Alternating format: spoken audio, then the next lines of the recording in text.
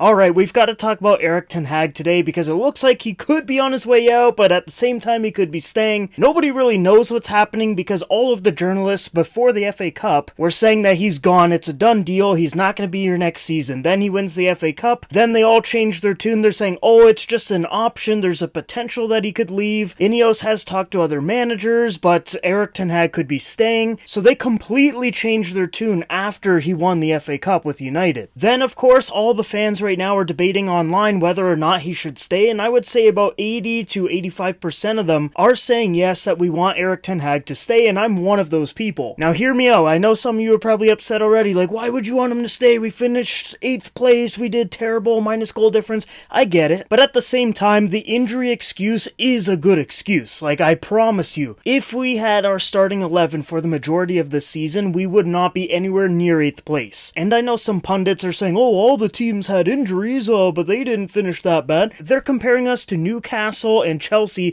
who barely finished above us. And we had more injuries and in more important roles. And for a longer duration. Like, if you guys remember, before the season started, Ten Hag wanted to sell Harry Maguire. He didn't think he was good enough, and then he had to use him for half the season. Then Martinez and Varane were the center-back partnership that Ten Hag wanted to use this season. Both of them get injured at almost the same time, and they were out for pretty much the whole season. So you're automatically not going to play as well when you're missing two key players. Then on top of that, Luke Shaw was injured, then Wan-Bissaka was injured for a bit, then Casemiro was injured for a bit, then Rashford's not playing well on the left wing. And then at the same time, we have a 20-year-old striker. Like, this is not a proven striker. It's not like we had Harry Kane on our team, and then people are saying, how do you support a manager with a minus goal difference? It's like, dude, we're playing Johnny Evans and Casemiro, who's not even a center back, in the best league in the world, the most competitive league against some of the best teams on the planet. How on earth do you expect Ten Hag to have a good goal difference and finish really high up on the table? It's like, it's not rocket science. Like, he lost pretty much his entire back line, had to use his 4th, 5th, 6th string center backs against teams like Man City, Arsenal, Liverpool. Like, what were you expecting? So I do think the whole injury excuse does make sense. Like, yeah, maybe some of his tactics and man management and stuff is questionable, but at the end of the day, like, you cannot tell me that if he had Martinez, Varane, or even just one of them for the majority of the season that we would be performing that bad. Like, it's just not true. Now let's talk about the potential managers that could be replacing him, because it's not a given that he's going to stay in, and it's not a given that he's going to get sacked. Kieran McKenna looks like he's going to be staying with Ipswich now. I think he's just too young, doesn't have enough experience to just helm such a big team like United. Like, promoting Ipswich is one thing, but taking over United after they've just finished in 8th place with a huge season ahead of us, I don't think he's ready for that. And then I believe it was Ornstein was saying that he is going to be staying with Ipswich and signing a long-term deal, so I think that's good for him. Then we've got Thomas Frank. That's not going to happen. I don't think he has enough experience to be a United manager. He also hasn't really done anything in his career that says, yes, this is the next Manchester United manager. Then there was rumors of De Zerbi from Brighton. That just makes no sense. He literally has not won a major trophy in top flight football. So to sack the guy that just got you 2 trophies in 2 years to bring in someone that hasn't won any makes absolutely no sense. Then we've got Pochettino, who's been a failure for years now. He's got sacked by Spurs, PSG, Chelsea now. Like, why? What screams to you success from that? Nothing, in my opinion. Like, yes, I think he is a good manager, but I don't think he's better than Ten Hag. And if you're going to get rid of Ten Hag, you've got to bring in someone better, and I just don't see anybody better on the market right now. Like, if there was a lot of options, like, let's say Ancelotti, Guardiola, Nagelsmann, and some other names, like, if they were all available, okay, we can have the conversation, but we're comparing Ten Hag to people that aren't as good as him. So automatically, you should stick with the guy who's better. It's not rocket science. Now, the big name I think everyone is talking about is Thomas Tuchel. This is one that I wouldn't be super upset about if they ended up going with him, but at the same time, he hasn't really won anything in the last few years either. I do think he's a really good coach, but at the same time, I don't think he's like a long-term coach. I don't see him being here for,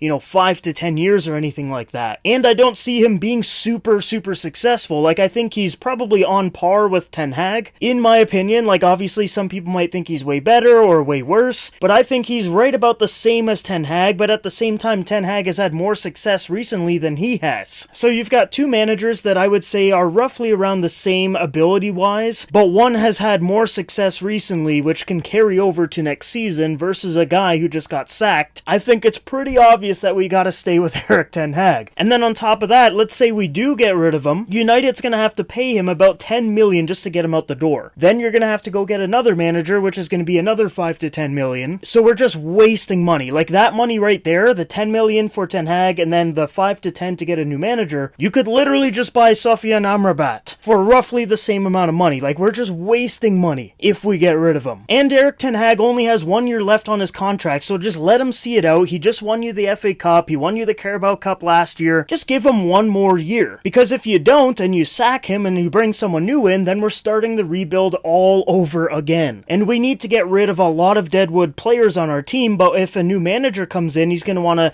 evaluate everyone for themselves before they start selling people. So that means a lot of players that probably should leave this summer might end up staying another year or 2 or 3 like they have in the past. Especially because players, when there's a new manager, they try really hard when they first get appointed because they want to get minutes, they want to get pay raises, stay at the club. So let's say Tuchel comes in, then all of a sudden all these players are trying really hard. He's going to be like, oh, maybe we shouldn't sell them. And then we're going to be stuck with these mid players for another season. And that's another big problem. But Ten Hag has been here for almost a couple of years now. He knows the players. He knows which ones he wants to sell. He knows what players he wants to buy. And I think we've got to support him. We've got to back him. We've got to give him the players that he needs to make this team succeed. Because yes, I do have some criticisms of him, but at the same time, he's our best option right now. To get rid of him would be utter insanity. And like I said, the options available aren't much better. Like I said, the only manager that I think is on par with him is Thomas Tuchel. And I just don't see him being a long-term successful manager for this club, especially because of his recent performances as a coach in the last 2 to 3 years. Like, to me, it's just crazy that,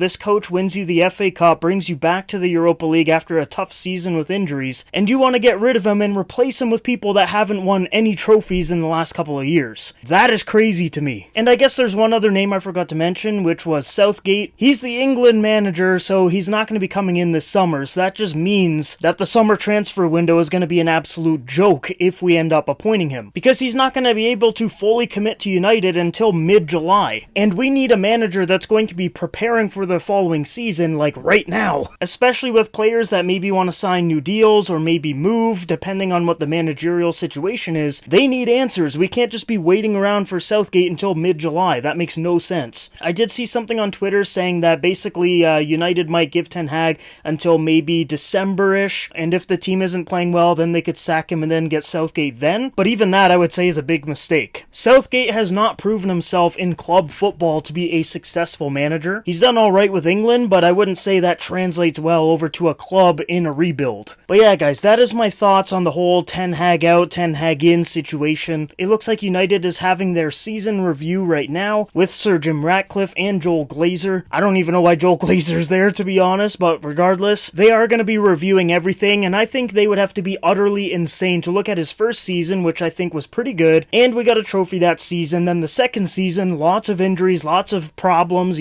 player drama, the takeover drama, a lot of turmoil this season, and we still ended up winning the FA Cup. We're back in the Europa League. Sure, we got 8th place and a negative goal difference, but this is genuinely like one of the worst United seasons ever. But you can't just pretend like last season never happened and he didn't have a good season, you know what I mean? Like, one good season, one bad season, 2 trophies, and it's going to be really expensive to sack him and appoint another manager. For me, I would say the thing that makes the most sense is just keep him, back him properly this summer, get him a striker, a midfielder, a center back, a right back, a left back, and strengthen this squad, get rid of the deadwood, keep the players healthy, and I guarantee you we will be in the top 4 no matter what. And I think we have a really good chance of winning the Europa League and the FA Cup. I don't think we're quite ready for the Premier League, maybe in another 2 to 3 years or so, but I do like Ten Hag. I think he's doing a good job. He was just dealt a very, very bad hand this year, and I don't think it's fair for him to lose his job when half of his starting lineup was not available. Like, that just makes no sense to me. And I've seen some people saying, oh, well, when he did have his starting 11, he still had poor performances, and my argument to that is that we are in a rebuild. Our starting 11 doesn't just mean we're unbeatable. It means we have a better chance of winning consistently, but it doesn't mean that we're just going to be playing very, very good football and win pretty much every game. Like, no, our starting 11 is still not very good. I would say with all of our players healthy, we are a pretty good or decent side, but when people are saying, oh, Ten Hag had all of his players available and they still lost, like, I just don't think that's a fair criticism. This is a team in a major rebuild right now, and regardless if he has all of his best 11 players out there, it doesn't mean that we're gonna go win the Premier League and never lose to anybody. Plus, teams like Man City, Arsenal, Chelsea, they lose to really bad teams in the Premier League too. Just because we have a game here and there that we lose isn't really that big of a deal, I would say. Like, yeah, it's unfortunate, but at the same time, like I said, we're in a rebuild. Our starting 11 isn't even like a really, really good starting 11. It's a decent one at that. But yeah, guys, that is my opinion on the whole situation. Obviously, I am Ten Hag in. If everything is going terribly by like December, okay, if they want to sack him, I get it. But sacking him right now in the summer, to me, makes no sense. Let me know your thoughts down below about this whole situation, and do you think he's actually going to be our manager next season or not? And if he does get sacked, let me know who you would want to replace him.